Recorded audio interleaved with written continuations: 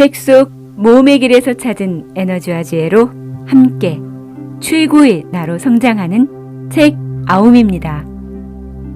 지난 영상에서 무의식을 정화하면 우리는 잠재의식의 영감과 지혜로 살 수 있으며 그것이 내 인생에 해줄 수 있는 가장 큰 선물이라고 했습니다.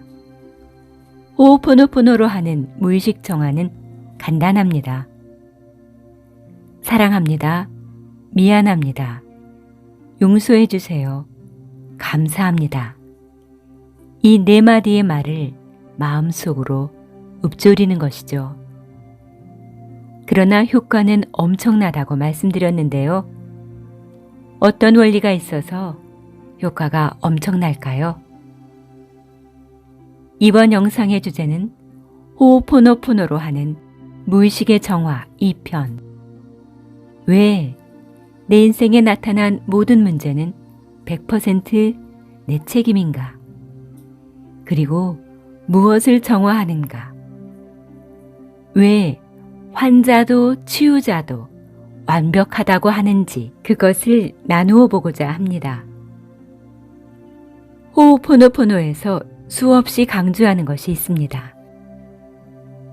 내 인생에 나타난 모든 문제는 100% 내 책임이다 라고 합니다.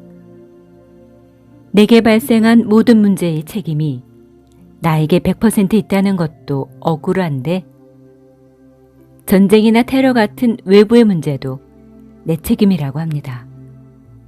저는 이 말을 이해할 수 없었습니다. 여러분도 혹시 그렇지 않은가요? 궁금증을 가지고 책 속 모험의 길을 떠났습니다. 이제야 책 속의 글자들을 가슴으로 읽게 되었습니다. 호호포노포노와 정화, 거기에 엄청난 영적 원리가 있었습니다. 나는 누구인가? 그리고 세계관과 우주관이 확장되어야 이해되는 말이었습니다. 이해하는데 10년 정도 걸렸습니다. 인간관계에서 나를 괴롭히는 누군가 있다고 합시다. 호호포노포노에서는 이 문제에 대한 책임이 100% 내게 있다고 합니다. 이 말은 내가 잘못했다. 그래서 그 문제가 일어났다는 뜻이 아닙니다. 그 문제를 해결하기 위해서 정화를 100% 책임지겠다는 것이었습니다. 내 인생의 주도권을 내가 가지겠다고 선언하는 것입니다. 그 반대는 내게 일어난 모든 문제를 해결할 수 있는 주도권이 남에게 있다는 것입니다. 자신의 인생에 대한 주도권을 남에게 준 사람은 남 탓을 합니다. 아무것도 할 수 없는 힘없는 피해자로 살게 됩니다. 그 사람이 나를 괴롭혔다. 그 사람이 잘못했다. 비난하고 원망하고 분노합니다. 이렇게 그 사람을 탓하며 살고 있지는 않으신가요? 저는 그렇게 살았습니다. 그 사람 탓이다. 지독하게 붙잡았었습니다. 그 사람이 정말 잘못했다는 생각과 분노와 원망의 감정을 끈질기게 붙잡고 놓지를 못했습니다. 마음의 시야가 엄청 좁아졌고 해결책이 있어도 볼 수 없었습니다. 100% 책임지겠다는 것은 거부하지 않고 받아들이겠다는 것입니다.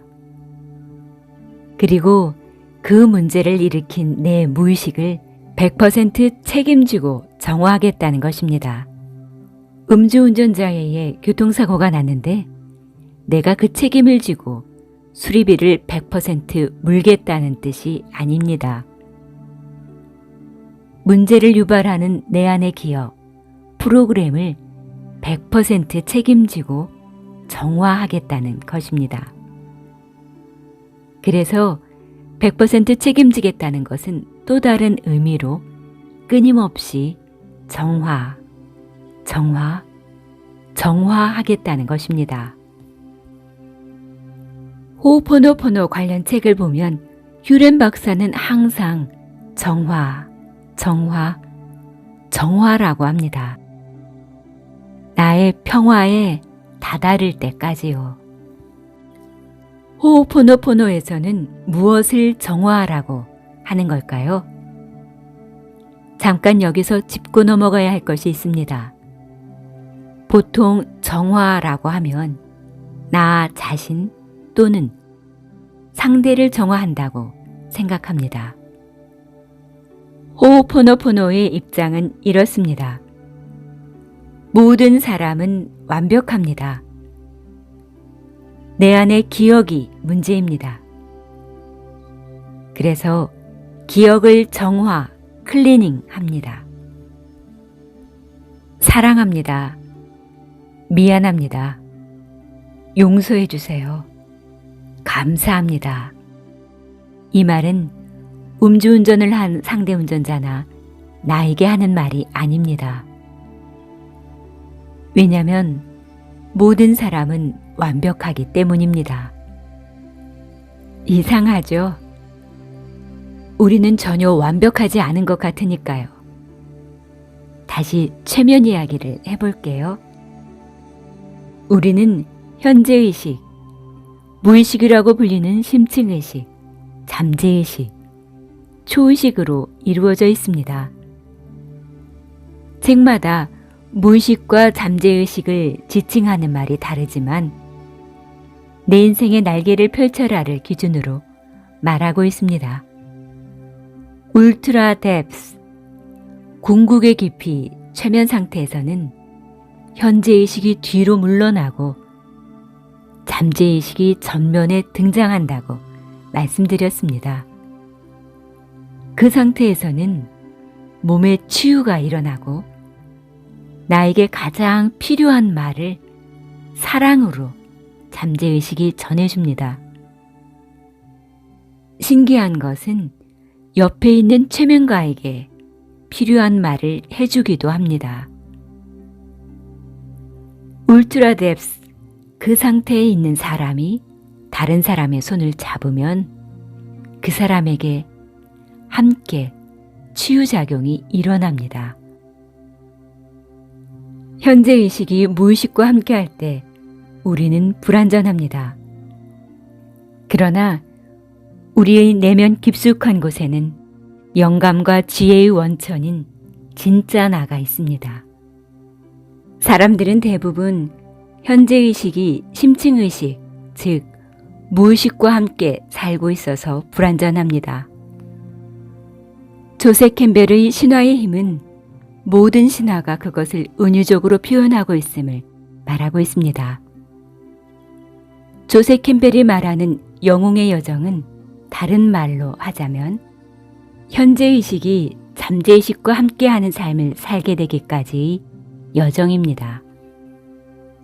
울트라 뎁스라는 체면에서 영감과 지혜의 원천인 잠재의식이 드러나는 것을 직접 볼 수 있습니다.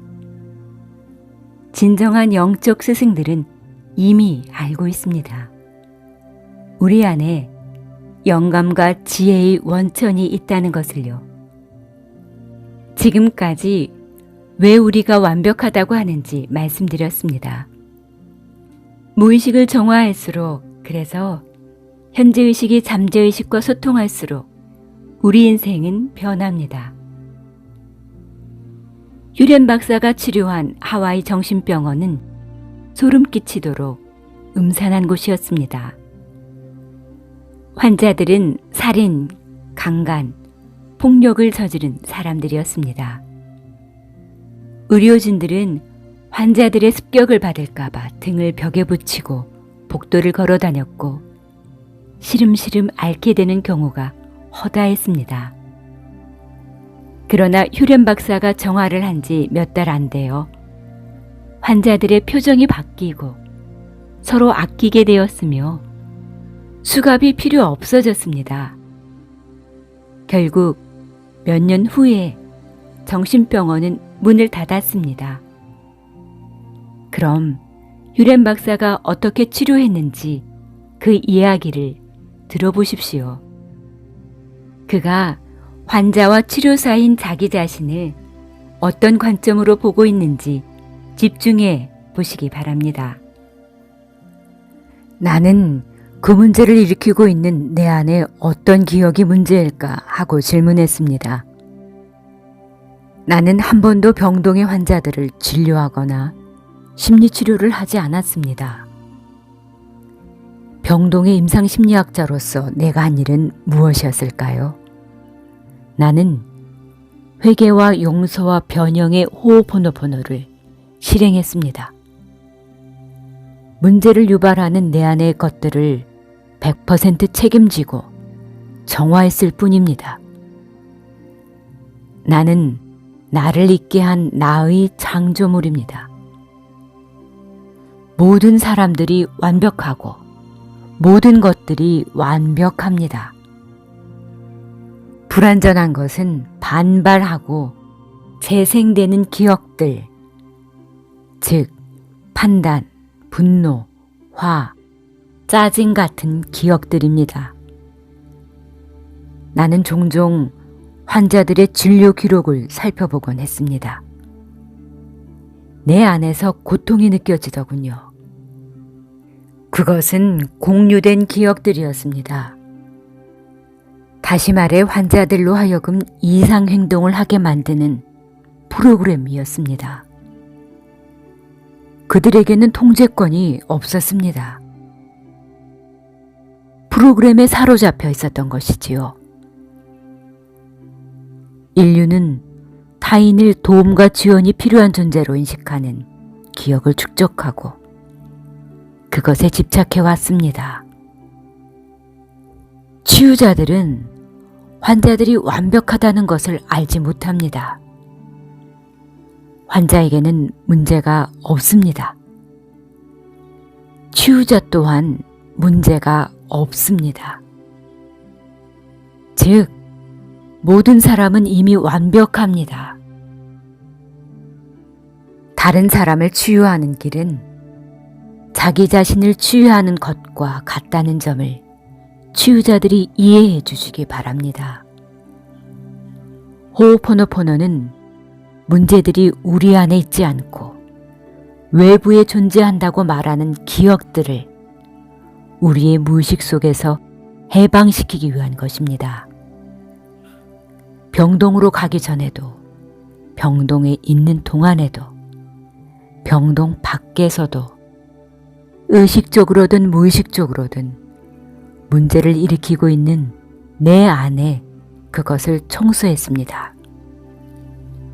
유렌 박사는 환자를 도움과 지원이 필요한 존재로 보지 않았습니다. 환자는 문제가 없습니다. 호호포노포노에서는 치유자가 환자를 완벽한 사람으로 봅니다. 기억을 정화하면 됩니다. 치유자도 문제가 없습니다. 모든 사람은 완벽합니다. 지금 말썽 피우는 아들도, 지금 몸이 아픈 사람도 완벽한 사람입니다. 문제는 기억입니다. 그 문제를 일으키고 있는 내 안의 기억을 100% 책임지고 정화합니다. 자, 이제 슬슬 그 문제를 일으킨 내 안의 기억을 정화한다고? 온갖 말썽을 피우는 아들을 또는 그 아들의 기억을 정화하는 것이 아니야? 하는 질문이 생길 것입니다. 왜 그럴까요? 그 이유는 다음 시간에 알아보겠습니다. 감사합니다.